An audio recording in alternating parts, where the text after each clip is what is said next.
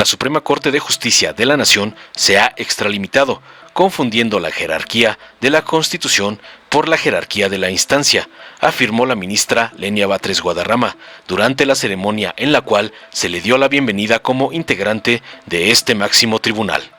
Por estos excesos sostengo que no tenemos una Suprema Corte subordinada a la Constitución, sino una Constitución subordinada a la Corte, al grado de que los litigantes suelen decir: ¿y qué dice la Constitución al respecto? Lo que decida la Suprema Corte, afirmó tajante.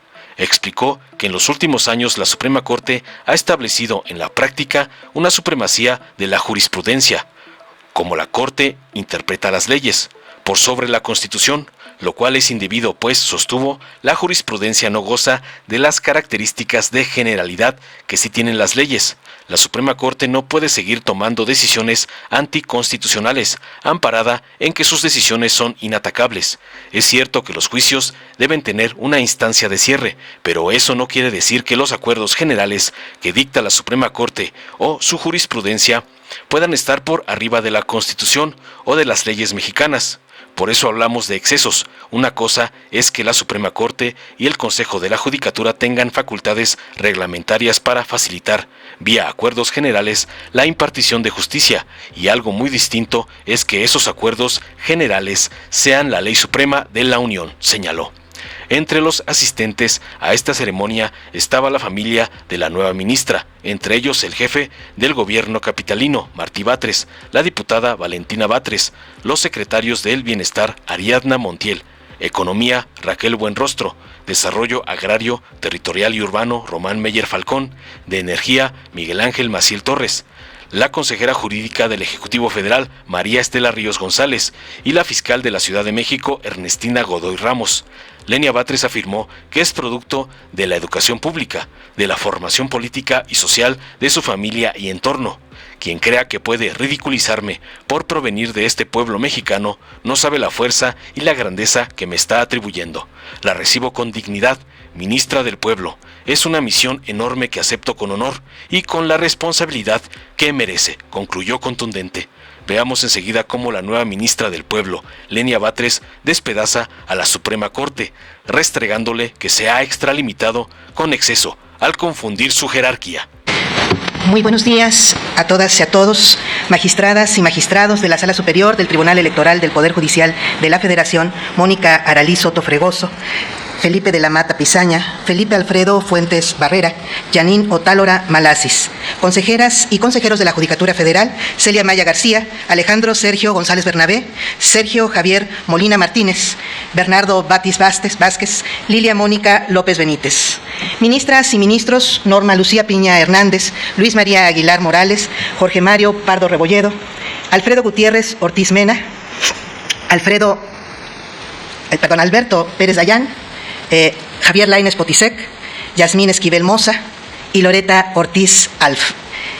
Senadora Sacil de León, senador César Cravioto, diputada Magdalena Núñez, diputados Hamlet García y Mario Yergo, secretaria de Economía Raquel Buenrostro, secretario de Desarrollo Agrario, Territorial y Urbano Román Meyer Falcón, secretario de Energía Miguel Ángel Maciel Torres, consejera jurídica del Ejecutivo Federal, María Estela Ríos González, distinguidos funcionarios del Gobierno Federal, César Yáñez, Edna Vega, Jesús Ramírez, Diana Tecontero, Claudia Nogales, Eduardo Méndez, Sheila Zamora, estimada Seréndira Cruz Villegas y Berta Alcalde, jefe de Gobierno Martí Batres, secretario de Gobierno Ricardo Ruiz, secretario de Bienestar Social Luis Gerardo López Hernández y distinguidos funcionarios del Gobierno de la Ciudad de México, fiscal general de Justicia de la Ciudad de México, Ernestina Godoy Ramos, abogadas y abogados, amigas y amigos.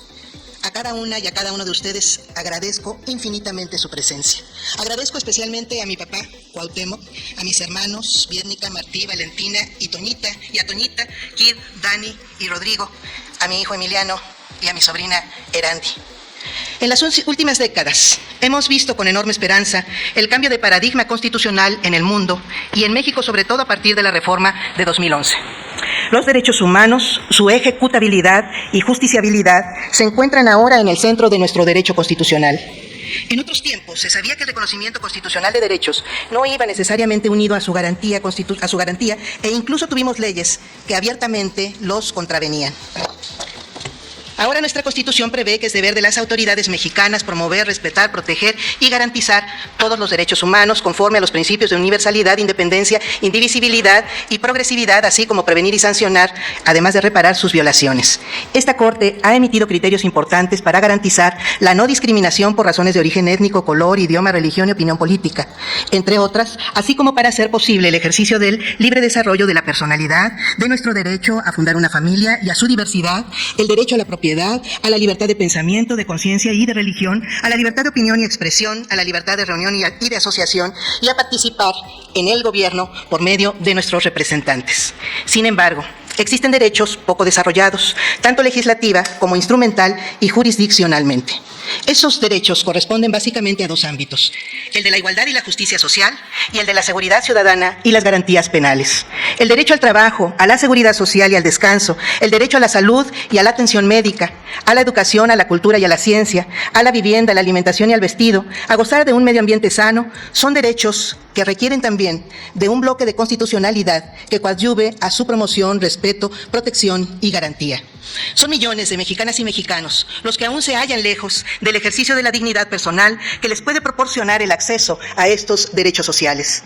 También requerimos para el disfrute de la seguridad ciudadana políticas, normas y mayor armonía entre las acciones de los tres poderes hacia el combate de la incidencia delictiva por un lado y con relación a la normativa sobre el tema.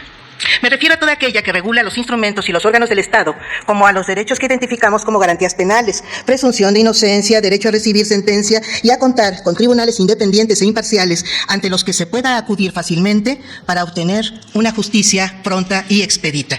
No tenemos un problema ideológico, sino una responsabilidad de Estado para proporcionar a la sociedad mexicana seguridad ciudadana, investigación de delitos y sentencias justas. Si algunos elementos de las policías preventivas, ministeriales o de la Guardia Nacional cometen errores en el llenado, por ejemplo, del famoso informe policial homologado, los juicios deberían tener algún momento procesal para subsanar esos errores, es decir, para que opere la suplencia de la queja en favor de las víctimas, en vez de generar impunidad en la persecución de los delitos. En este tipo de problemas es en los que se esperaría un fuerte activismo judicial de una Corte sensible al principal problema del país que desde hace un cuarto de siglo nos aqueja. Lejos de ello, tenemos una Corte enfocada en casos que tienen fuertes implicaciones políticas, que incluso involucran afectaciones al orden público y al interés social, como la declaración de invalidez de leyes o de normas que buscan proteger los bienes nacionales, caso de la ley de la industria eléctrica, o distribuir el poder, como la Ley General de Instituciones y Procedimientos Electorales. Por cierto, tanto en el caso de carpetas de investigación como en el de las reformas de ley declaradas inválidas, que consideran únicamente errores de procedimiento y no estudian el fondo de los asuntos, es decir, su presunta inconstitucionalidad, la Constitución prevé en su artículo 17 que las autoridades deben privilegiar la solución de los conflictos sobre los formalismos procedimentales. El Poder Judicial no lo está cumpliendo. Esta Suprema Corte, por otro lado, se ha extralimitado. El carácter inimpugnable de sus decisiones la ha llevado a confundir jerarquía de la Constitución con jerarquía de la instancia. La Corte se ha colocado por fuera y por encima del trabajo que realiza la Auditoría Superior de la Federación, impidiendo efectuar auditorías de desempeño. Ejerce poderes que están expresamente vedados en la ley, como el otorgamiento de suspensiones en casos de acciones de inconstitucionalidad, en contravención con el artículo 64, último párrafo de la Ley Reglamentaria de las fracciones 1 y 2 del artículo 105 de la Constitución Política de los Estados Unidos Mexicanos. Ha creado instancias como la tapa ante los tribunales colegiados de circuito en el incidente de inejecución de sentencias que no tienen sustento constitucional y prolongan los procesos. Se ha adjudicado facultades para legislar y determinar la reviviscencia de normas expresamente derogadas por el Congreso de la Unión.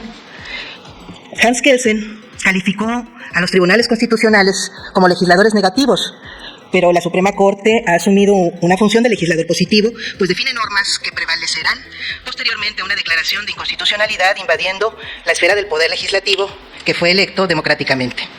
Ha incumplido además, lo debo decir porque lo dije en el Senado, desde hace 14 años el artículo 127 constitucional que fija como límite para la remuneración de las personas servidoras públicas la establecida para el presidente de la República, disposición que no fue impuesta ni por el actual mandatario ni por las mayorías parlamentarias actuales, sino que entró en vigor en 2010. La insistencia en este tema no responde a una política o a ideales de una cierta visión partidista. simplemente considero nos corresponde acatar la Constitución. Estos que he denominado excesos, que no tenemos, indican que no tenemos una Suprema Corte subordinada a la Constitución, sino una Constitución subordinada a la Suprema Corte, al grado de que se escucha entre litigantes decir, ¿y qué dice la Constitución al respecto? Lo que indique la Suprema Corte. Se ha olvidado que vivimos en un país de tradición romano-germánica, es decir, de la familia del derecho continental, en la que la jerarquía de las fuentes del derecho es clara y siempre ha tenido preponderancia a la ley como manifestación de la voluntad general. La jurisprudencia es interpretación de la ley únicamente, no puede estar por encima de esta y menos de la propia Constitución. Se confunden quienes asumen que recientemente transitamos a una cultura jurídica distinta por la reforma constitucional de marzo de 2021. En realidad, lo único que se hizo con ese cambio fue simplificar requisitos para establecer jurisprudencia. Pero no hemos cambiado de cultura jurídica ni de familia del derecho. Tan es así que la jurisprudencia en nuestro país, incluso después de esa reforma y los constantes cambios legales, sigue siendo obligatoria únicamente para las autoridades jurisdiccionales. La jurisprudencia no goza de la característica de generalidad que sí poseen las leyes mexicanas.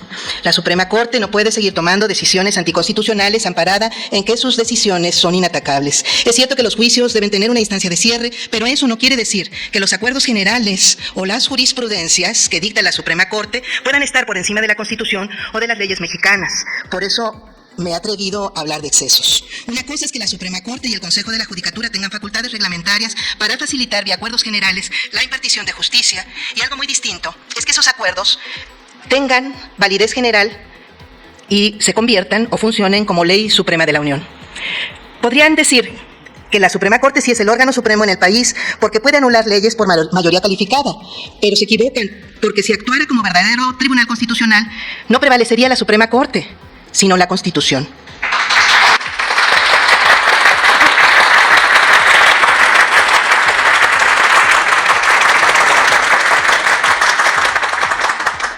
En una reflexión seria y mesurada, la Suprema Corte tendría que concluir que debe autolimitarse y someterse a la auténtica jerarquía normativa de nuestro país. Termino este mensaje comentando que estoy contenta, muy contenta, realmente conmovida por cuantiosas felicitaciones que he recibido al llegar a esta Corte. Por supuesto, me felicitan por lo que soy, producto de la educación pública y gratuita, en gran parte, de la formación y cultura que mis padres me dieron, con todo y sus limitaciones económicas, que nos llevaron a luchar por la sobrevivencia cotidiana, producto de una familia con quienes tengo el gran privilegio de compartir valores fundamentales de solidaridad y justicia social, que nos permitieron visualizar la vida personal siempre como parte de una realidad social más amplia y tomar posición ante los problemas de cada día para buscar soluciones colectivas y no dejarnos abatir.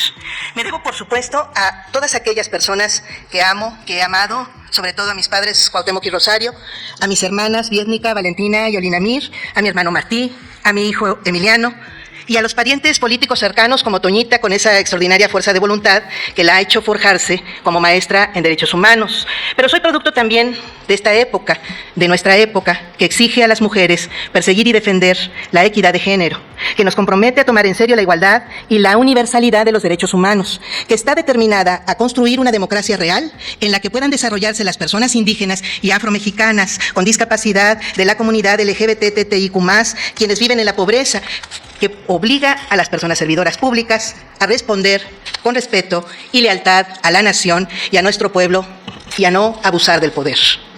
Quienes me felicitan están contentos de mi llegada.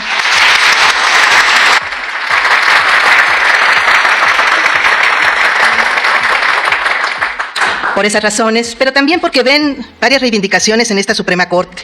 La llegada de la paridad, o casi, de las mujeres, la llegada de personas tangibles, terrenales, con problemas comunes, la llegada de visiones distintas a las predominantes del constitucionalismo mexicano, la llegada de visiones críticas de este Poder Judicial. Quien crea que puede ridiculizarme por provenir de este pueblo mexicano, no sabe la fuerza y la grandeza que me está atribuyendo.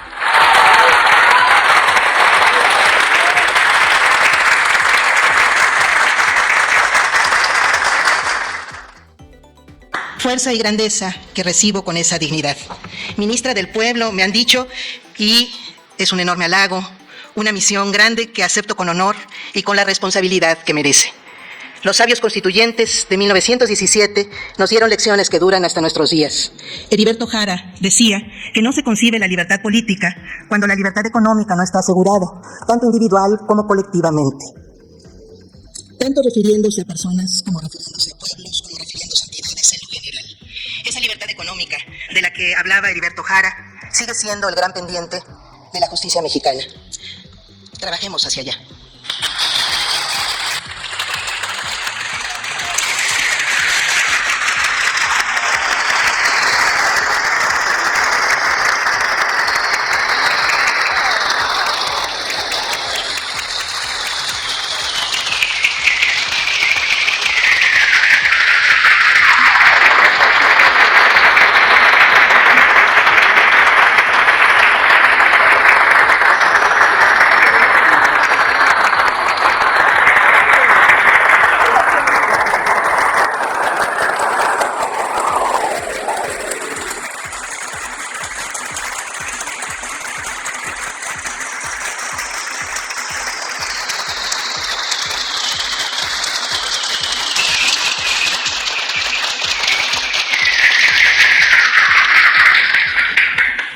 Dale en me gusta, suscríbete, activa la campanita y compártelo para que más gente lo vea.